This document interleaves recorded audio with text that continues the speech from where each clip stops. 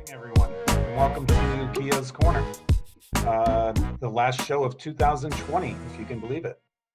Not sure we're going to miss this year, but today I have two awesome students from the high school, both sophomores, Carson Ahola and Alex Versaw. So these guys have put together some questions they wanted to run by me, and who's going to start? Carson, go for it. Hi, Dr. Keough's. So our first question is, if we do go back to full person and at some point this year, will Wednesdays be kept as an extra help day? So if we go back to full in-person, will Wednesdays remain the extra help day and therefore not be in person? So we've had a lot of conversations about that, Carson. And I'm sure you know how the students feel about it.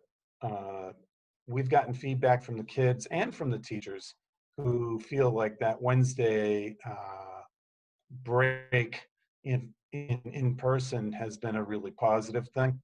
So we don't want to rush back into it, that's for sure. But I mean, if everyone got vaccinated and we're healthy, then we would probably go back to a regular schedule, the full 5 days, which we're required to do by law. I mean, we're right now we're getting a mulligan from the state, and they're allowing us to do these things. But I think if everyone were to be vaccinated, then that would be a complete game changer.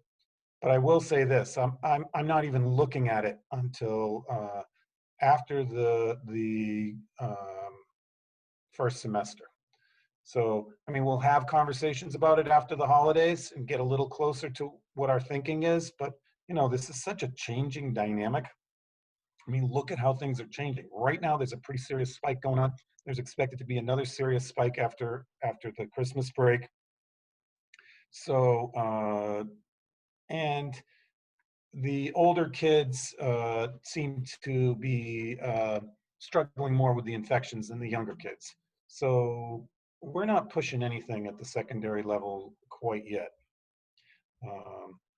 But I would say that we've gotten the memo loud and clear from the kids that they really do appreciate this schedule. And quite honestly, I think it sort of fits with the challenge success stuff.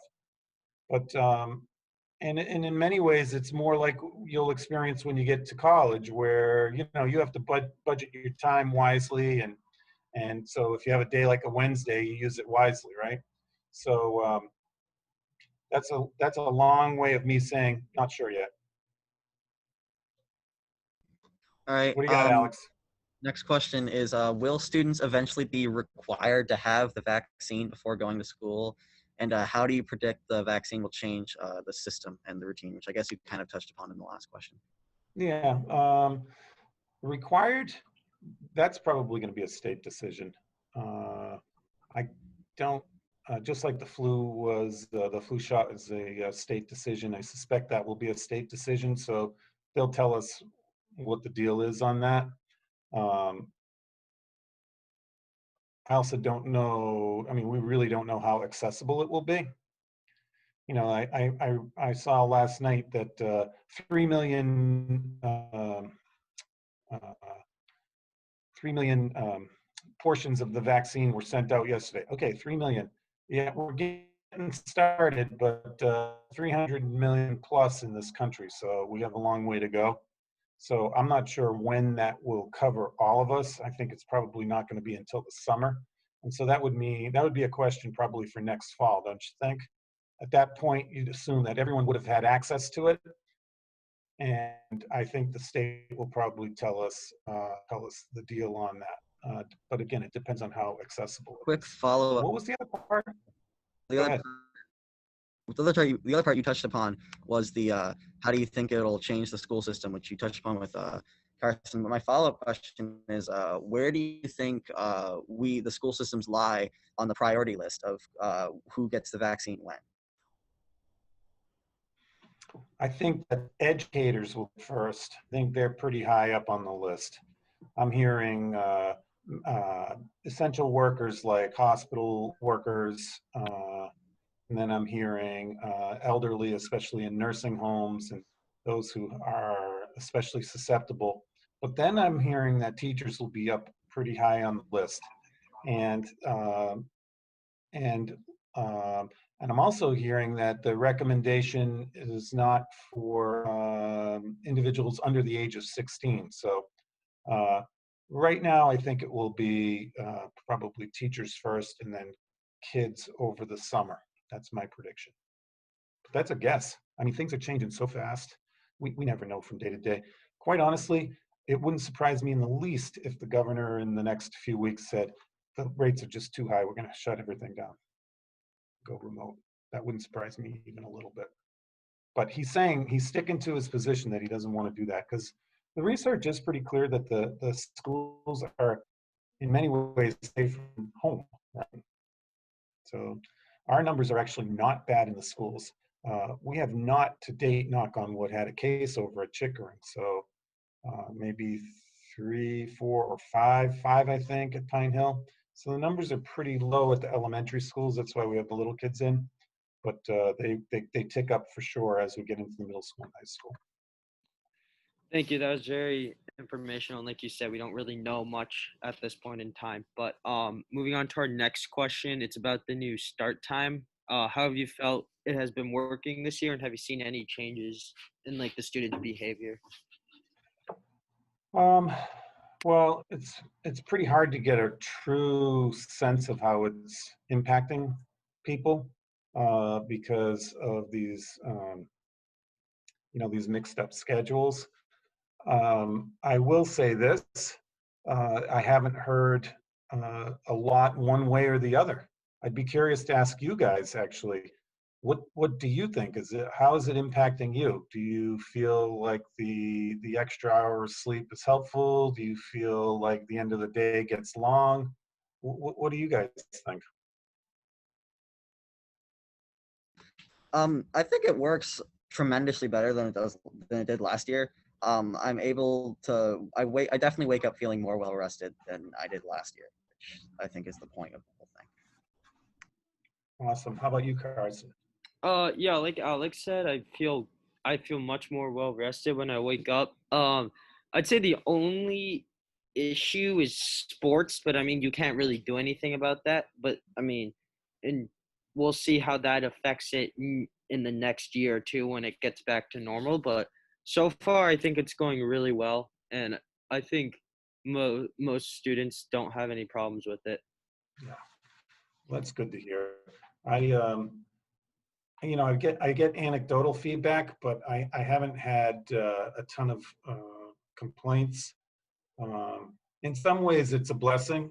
If there's any silver lining from the coronavirus, it's that it took people's focus off of start times, and you know how change is. I mean, people complain about change, and this was one of them that I expected to hear a lot of complaining about, but there just hasn't been because people have been so focused on the COVID-19, myself included. So I haven't really had time to think about it much. But I do think that we will need to do some surveys to see what people are feeling about it. You know, to get some feedback from parents and from kids. We had hoped to, believe it or not, had hoped to do a study and or participate in a study done by Harvard Medical. That didn't come through, unfortunately, but we thought that would have been pretty cool to see what the scientific you know impact was. But we still know that we can survey people and get some qualitative data that way. All right, thank you. Moving on to our next question is the last day of school pushed back this year because of the hybrid model, or are we expected to get out at a similar time? No, the last day hasn't changed. The state took, yeah, what do we have for the last day? The last day with no snow days is June 18th, and that hasn't changed. Um, Even though we had the 10 days off at the beginning of the year, remember that? We started well after Labor Day. And actually, I think we tacked a week on at the high school because of the party situation. So, um, but I don't believe we have to make those up. uh, because the 10 days were granted by the state so that teachers could prep. And then the week off was just remote. We were in remote mode, so those count. So yeah, no, as of right now, the end of the year hasn't changed a bit. Follow-up question. Is there any concern that the students will not be able to learn enough or go up on the, like, do as much of the curriculum as they could on a normal year? Is there any concern that they're not going to be able to know as much as they would have normally? Yeah, so I think there is across the country. I think that, and it'll be interesting to see if that holds true. I mean, logic would tell you that reduction in time on learning would result in decreases in achievement, right? But there are some people who believe that challenge success, for example, believes that taking the pressure off actually slowing things down a bit, not necessarily charging forward with as much of a heavy dose of curriculum, might not have the negative impact that we think, because it's countered with the kind of health and well-being of the kids, and therefore they're sharper, right? So the Dr. Seisler, who came out and talked to us about the sleep studies, showed that when kids are rested, they're much sharper and they learn better. So you guys are more rested. You may be missing some time on learning, but you're better rested. And the time on learning that you're missing is really, it's more asynchronous stuff that you're doing on Wednesday, right? But on Monday and Tuesday, we refer to this as synchronous learning, right? It's either in person, or when you're not in person, you're actually still meeting with your classes on your regular schedule with your teacher. So some schools, like for example, over in Medfield, they have 2 days of in-person, and then the other 3 are asynchronous. So they're pretty much on their own because their classes are split in half. So the teacher meets with half the class on Monday and Tuesday, and then the other half of the class on Thursday and Friday. So when they're not meeting with one half of the class, those kids are on their own. It's very different than what we're doing here, which is your class meets on Monday and Tuesday or Thursday and Friday, but it's your full class. And when you're not meeting, you're with your teacher. So basically half the school's in on Monday and Tuesday and the other half on Thursday and Friday. So we're still covering a lot of ground academically. I think you guys are going to be fine. If you're losing time on official time on learning, I guess it would be Wednesdays. So I don't have an exact answer to that. Whose question was that? Yours, Alex? I don't have an exact question to that answer to that. But studies will certainly be done to see. The thing about it is we didn't get to predict when this was going to hit, right? So if you wanted to do a study on kids' achievement, you'd start it at the beginning of a school year and you'd take some baseline data, right? This is where the kids are, and then you assess at the end of the year where they are, and you do it for a number of years to do comparisons to see, what kind of progress kids typically make. We didn't have that initial baseline data. All that we really have are MCAS results from pre-pandemic. And then, like, even the MCAS that gets done this year, that's not really a fair assessment because you're not comparing apples to apples. You're not comparing a typical year to a typical year. You're comparing a typical year to a really strange year. So it's going to be hard to draw any conclusions. You follow me? Yeah, Good, so our good next question. question has to do with mid-years and finals. So will we go back to having them next year, or is this more of a permanent decision and not just because of COVID? No, my understanding from Mr. Smith is this is something he really wants to stick with. I don't think that there is a plan to go back to the. Do you still have finals, or did they eliminate mid-years and finals? This year they eliminated it. I just think like we talked about, like I don't think we'll just be able to cover as much. Yeah, yeah. Alex said we might have finals. I don't think we do though. I think it all got pushed off. But that's really interesting to hear that he's thinking about taking them away forever. But yeah, but keep elaborating on that. Well, I get mixed up because I was principal in Wellesley, and we did away with mid-years, but not finals.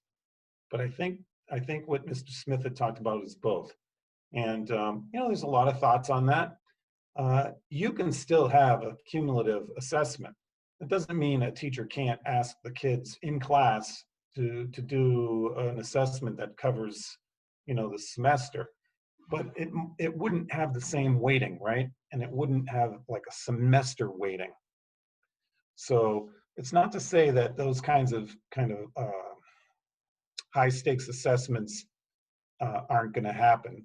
They just won't have as high of stakes.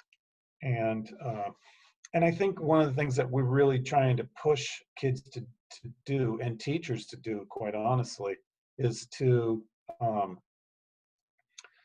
have kids demonstrate their learning through projects or some other kind of formative assessment. So I don't know if you guys are familiar with international baccalaureate schools. Have you ever heard of that, IB? Which is amazing. We don't have any in Massachusetts, maybe one. But if you look at international schools, right, they all sign on to the IB program. And the IB program is basically kids start to figure out where their interests lie in like middle school. Sometimes it's just high school, but it's usually like a middle school thing. And they gradually work towards a culminating kind of capstone project in their senior year. We do senior projects, but it's not the culminating point of like your studies. Do you follow me? So there's a lot to be said for that, and we have a lot of interest in that in terms of curriculum. Because let me just tell you guys something. When we say to you, okay, here's the 100 vocabulary words you learned this year, you know, um, you're going to have a test. It's your final exam, and you're going to have to, define each vocabulary word. Okay, that is like the lowest level of thinking that we could be requiring of kids. It's simple, right? You could use flashcards, you memorize it, and a week later, 70% of it's gone, and a year later, 90%. So it's not really the best way to learn. When you think about the things that the best learning experiences you had, they were usually experiences, right? Experiential learning, where you went through some kind of process and you were maybe problem solving, I can't think of a good example off the top of my head, but like say, what's his name?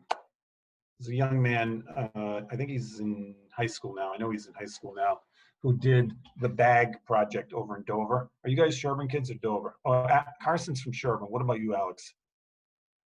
I'm from Sherburne too. Okay, well, in Dover, they eliminated the use of plastic bags, right? No more for grocery bags. And that was done by a student. And he took that thing from soup to nuts, all the way through. I was at the town meeting when he presented, but that was kind of the culmination of it, right? The town voted, and they voted to support his proposal. That's an excellent example of a project. He's not going to forget that experience. He's not going to forget what he learned. He's not going to forget about the political process. Those are the kinds of things that stick, and that's experiential learning, and that's good stuff, and we want more of that. So we're trying to push people to think differently about tests. That's all. And that's what I think the best schools in the world are doing right now. So we'll see. I think that exams as we know them are gone. Moving on to the next question. Do you think that students, in your experience, have students and faculty adapted well to this new hybrid Zoom school system?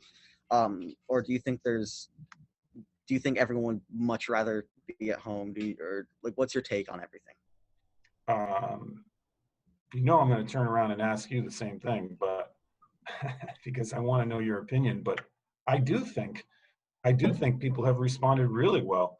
I mean, I think our teachers have had to work real hard to become familiar with all sorts of different technology and apps.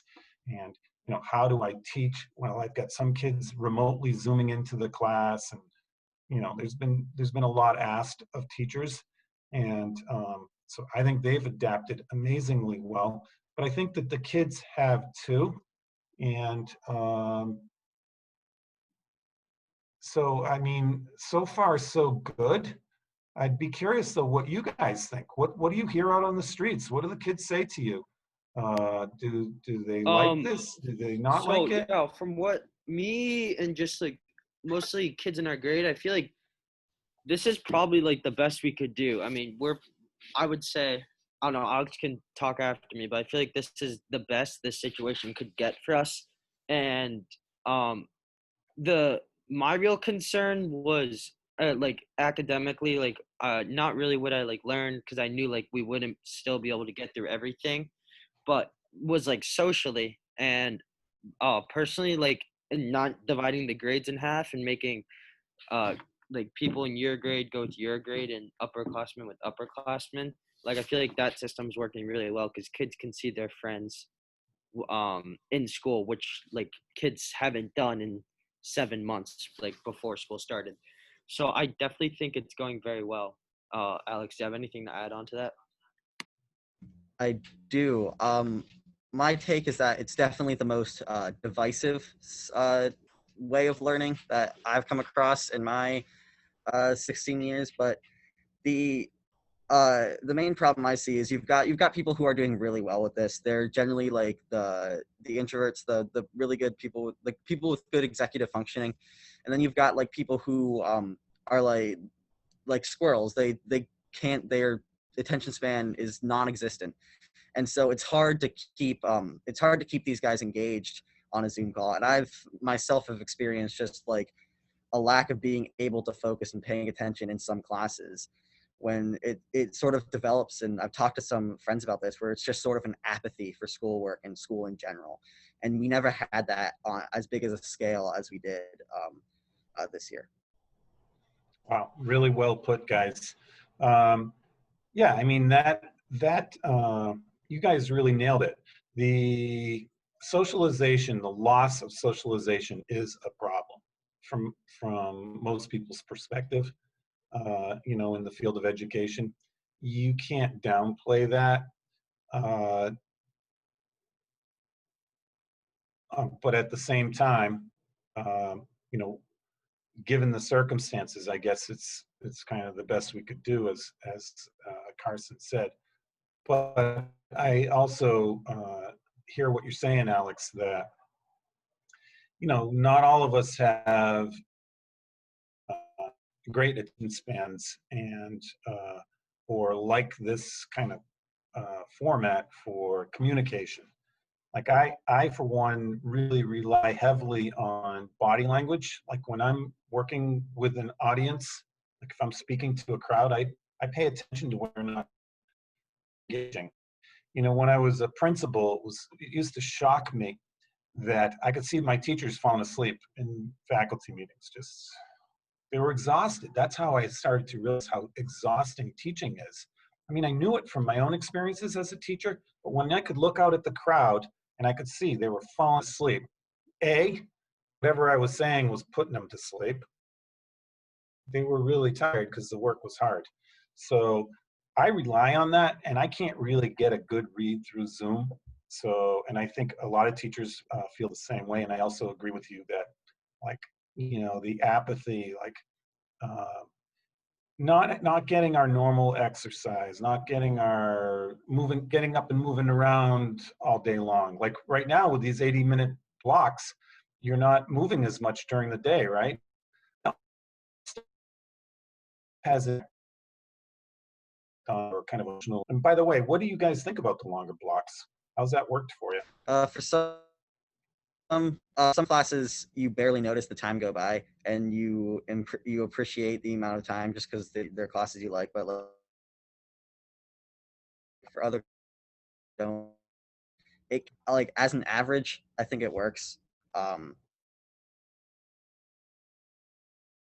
but But adding on to what Alex said, like we can't really change that right now, or else we're severely dropping the amount we learn.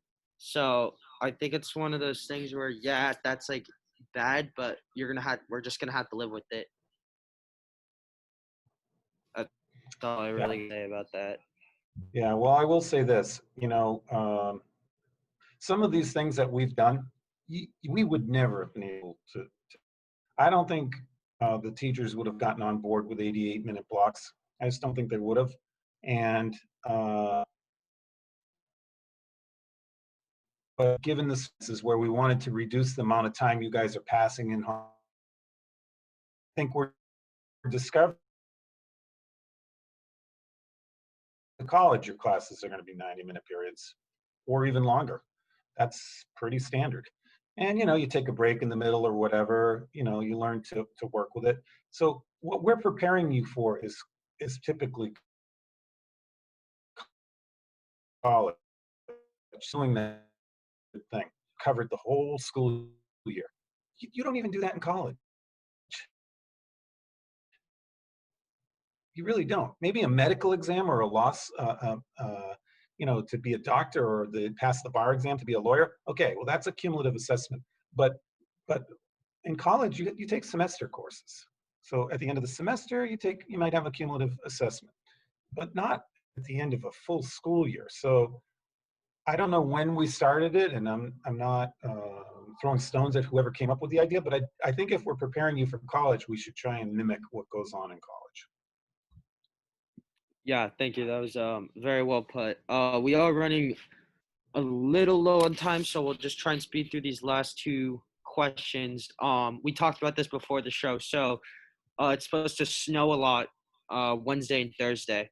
So under what circumstances? Because our grades will be remote, but upperclassmen, how would that work if there was a lot of snow? Would they just go to Zoom? And if it was really bad and power went out, what would happen?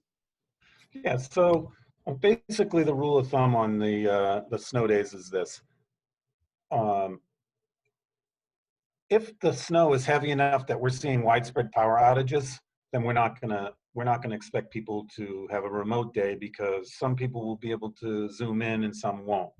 So, but if it's the type of snow that's kind of light and fluffy, but you wouldn't necessarily have school because you've got kids driving, especially like on Thursday, you've got all these upperclassmen driving, and you're not feeling super safe with that, then that would definitely be a remote day. If I think I mixed that up. If it's heavy snow and we lose the power, that's a cancellation. That's a snow day. Period. You got to make it up, except for upper seniors. If it's the light stuff and we're not expecting widespread power outages, then that would be a remote day. Does that make sense? I think I confused it at the No, beginning. you nailed that. Right. So we have one last question, Alex.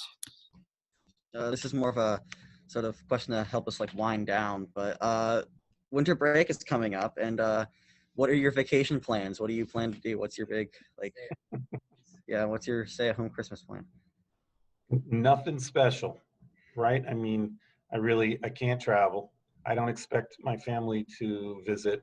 I share the house with my 86-year-old mother. We've always lived up on Great Rock in the same house. She's on one end and we're on the other, but we have to be smart about exposing her, especially. So the things I do to kind of keep myself occupied, I love to split wood, believe it or not, and I back up to town forest, and our property itself has a lot of trees that were like knocked off by the gypsy moths a few years ago, and they're still standing. So I go out there with my chainsaw and I find a place to swing my kind of splitter axe, uh, and I love it. I absolutely love it. It's therapeutic. I went to a wilderness camp as a kid and I learned a lot about that stuff, and I just totally dig it. So I'll do some of that. Uh, I probably will go check on my place down in Mattapoisett and get down, walk the beach a little bit. And I suspect we'll do a lot of cooking and maybe walk the dogs quite a bit, take them over maybe to Medfield State or whatever. But yeah, just a little silly stuff. Nothing fancy, that's for sure. Hopefully nobody's doing anything fancy. We need to lay low and hunker down. How about you guys? Anything special planned? Not necessarily. Yeah. Yeah. In Yeah, some ways, I'm at home just with family. yeah. And you're just In gonna hang some, out. yeah, that's cool. I mean, in some ways, being busy with school is a blessing during times like this. The time isn't necessary. I'm not really looking forward to the time off because I don't know what I'm going to do with it all. We get on each other's nerves when we're all hanging around the house. So, but that's just family living, right? I know my daughters will be around, and that's good. So, but yeah, it's coming up fast. I guess we'll learn what to do with the time when it comes up. But speaking of time, we are just about out of it. It is always a pleasure to speak to you. It's always a pleasure to sort of be informed and know what's going on, and definitely look forward to doing this again. Thank you for joining us. It has been a blast. I think we are ready to just about end it up right here. So Sounds great. see Thank you ya. very much, guys. Yeah, have a great vacation. Thank you. You too. My best to all of you, all the kids behind the scenes, making this show happen. You guys do a great job with it. Mr. Sweeney, good man. Thank you all. Thank you. Thank you. Here now.